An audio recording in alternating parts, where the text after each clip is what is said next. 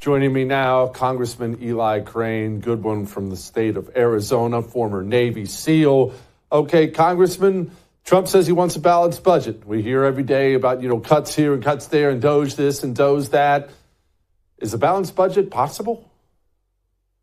Well, Jesse, I'm not going to hold my breath, but based on some of the folks that I work with up here in Congress, but I do know that the president has always been an outside-the-box thinker, and I'm very impressed with his first 30 days, and I'm especially impressed with this Doge group that has been exposing to the American people what many of us have known for a long time. I don't think even those of us that have been extremely skeptical of the federal government for a long time knew even the tip of the iceberg when they start going in and look at some of these agencies like USAID and others. And so, I think we're headed in the right direction, but I'm not going to hold my breath. Let's talk about the budget that just went through. It was one that had the vocal backing of Donald Trump. He was all about it, and you voted for it. And what's in it? What do we like? What do we hate? I know there's all kinds of crap we hate all the time. Yeah, well, Jesse, this, like many of the spending bills up in Washington, was a tough bill for many of us. Many of us felt like it didn't cut enough, and it absolutely didn't. But when you look at what the Republican conference came back from Miami with several months ago, the cuts were a laughable $300 billion over 10 years. So some of us were able to, negotiate that up to about $2 trillion as the floor over 10 years. But when you break that down on an annual basis, Jesse, that's a couple $100 billion annually when you have a, $2 trillion deficit, which is why I say it's not nearly enough, so, didn't love it. But, I think with the group that we have up here, that's honestly the best we can do. It came down to the very end. There were several holdouts at the end. There were caucuses saying that they weren't going to, vote for it earlier on in the week. So I'm actually surprised that it passed, to begin with. All right. Speaking of it passing, you're there and we're not. We hear all the time now about the reconciliation process. Now there's reconciliation. Well, what does that mean? Where do we go from here? Well, the next event up here, Jesse, it's going to be the lapsing of the funding in a couple weeks. And so, I'm hearing there's probably going to be an attempt at a CR, same old business in Washington. And so that's where we go from here. And it's sad and it's disappointing, but, we still have the same people up here, Jesse. You still have the same group. You have the appropriators, the war hawks, the Californians, the New Yorkers. And it's just like most people don't seem to understand, in my opinion, where this thing is headed, and that we cannot keep doing this forever.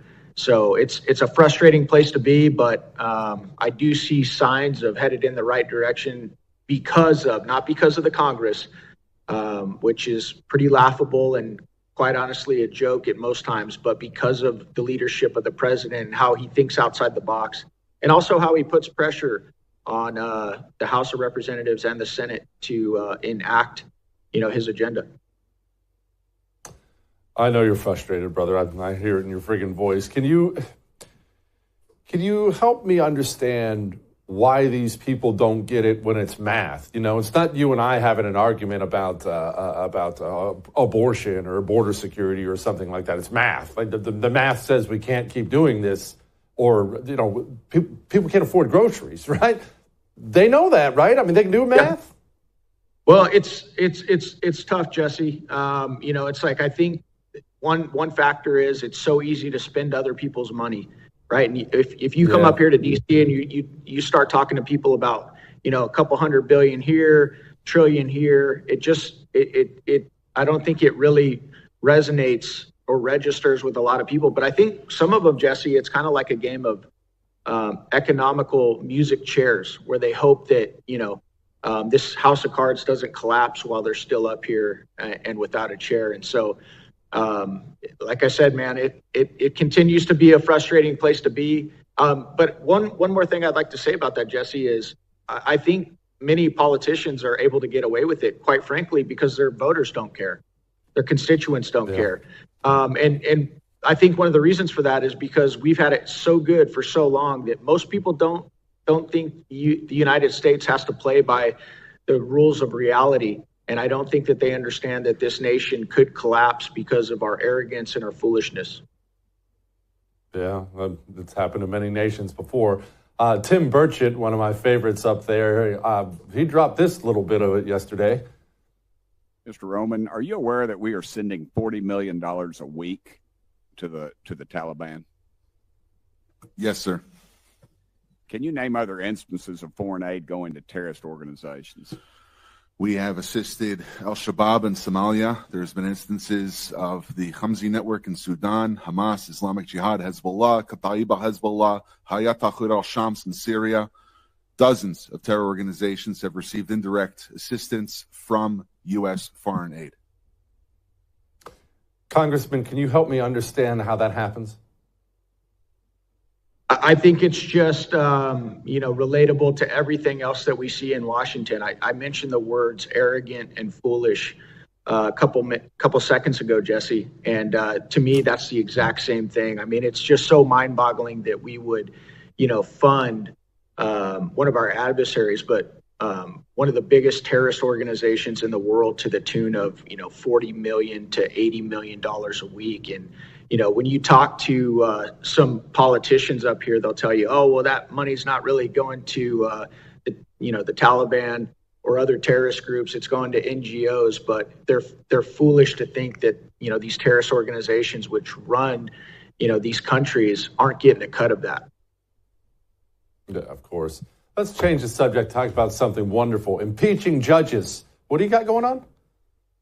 Yeah, Jesse. So, we filed, articles of impeachment probably about a week ago. We were looking around. We saw that the Democrat play, because they don't control the executive branch, the House or the Senate, was going to be to use activist judges to try and stop the Trump administration. We've seen that the second part of their plan is to use activism, by going, blowing up town halls and banging on congressmen's, district offices. So that's, step two of their process to try and stop what the Trump administration is doing. But, Jesse, at the end of the day, you have activist judges that are trying to stop President Trump utilizing his Article 2 powers under the Constitution to make sure that our laws are faithfully executed. And when you look at just take USAID, for example, right? This is an organization I tried to defund by 50% last Congress, and it was actually Republicans who stopped me from doing it. But you take all these organizations, and as you finally get somebody like Elon Musk under the leadership of President Trump to start looking under the hood of these organizations, it is just a viper's nest up here. There's so much fraud, waste, abuse, and corruption. And many of these Democrats and these radical judges are trying to stop, the Secretary of the Treasury or Elon Musk from looking under the hood and look at organizations that they've been tasked to oversee and lead. Jesse, how could you possibly, oversee an organization where you can't even look at the data, you can't look at the payments that are going out? Why would a judge be trying to stop that? And so, many of us are trying to use our, Article 1 powers to try and stop these judges. We have the power to impeach. We have the authority to impeach. It is a heavy lift. But, Jesse, I've never seen a battle won when, guys on one side of, the fight are looking around at each other, hoping that somebody's going to do something. And so, Jesse, I don't care if, this gets resolved through an expedited hearing at the Supreme Court. I don't care if it's my articles of impeachment or Andrew Clyde's or, Mr. Ogles from Tennessee. At the end of the day, I refuse to sit by and just watch this happen and us not do anything about it. Yeah, it's incredibly frustrating to watch these nutball judges just do the things they do. Congressman, as always, my brother, I appreciate you very much. Stay in the fight. I know you're frustrated. I get it.